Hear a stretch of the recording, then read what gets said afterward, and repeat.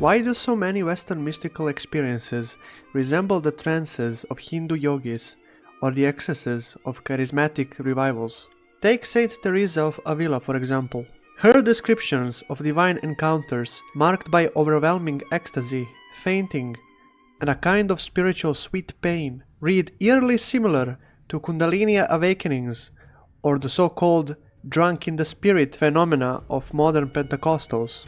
The famous Bernini sculpture of her ecstasy only reinforces the impression that something here goes beyond mere Christian mysticism and into a realm of sensory overload that Orthodox saints would warn against.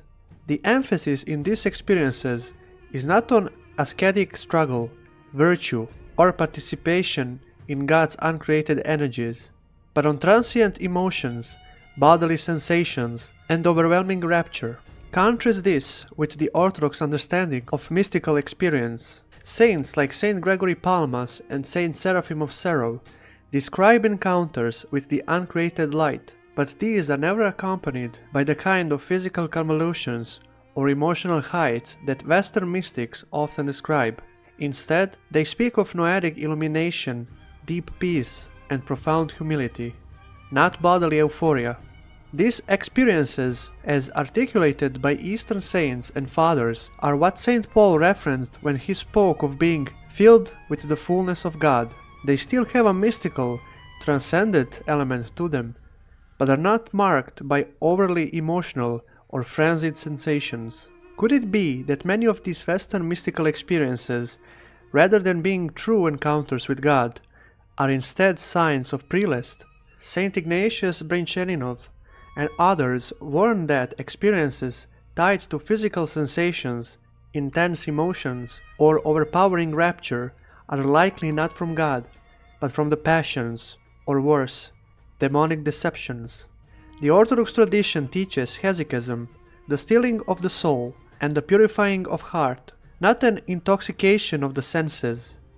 If an experience overwhelms the body rather than leading to true spiritual sobriety, we should be asking, is this really divine grace, or is it something else? Orthodoxy preserves intact the mystical elements of the faith without giving way to delusions and sensationalism. Yet neither does it abandon reason and logic. It is the perfect and only sufficient religion to reach both the heart and mind of a man.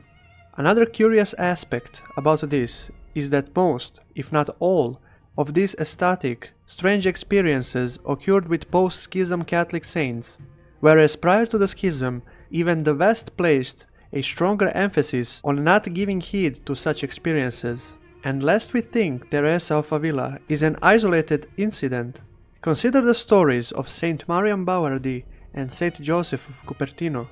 Mariam, who would fall into trances and speak in unknown tongues while being violently assaulted by demons. Joseph, whose levitations were so uncontrollable and frantic, he had to be secluded and was even suspected of demonic possession in his own time. The pattern is consistent. These experiences grow more bizarre, more physical, more theatrical after the schism. Pre-schism saints warned against deception, emphasizing inner stillness, humility, and transformation of the soul over visions and ecstasies. Post-schism Catholic mystics, however, seemingly embraced many experiences that were indistinguishable from possession or hysteria. Whatever changed after 1054, the shift in mystical experiences tells its own story.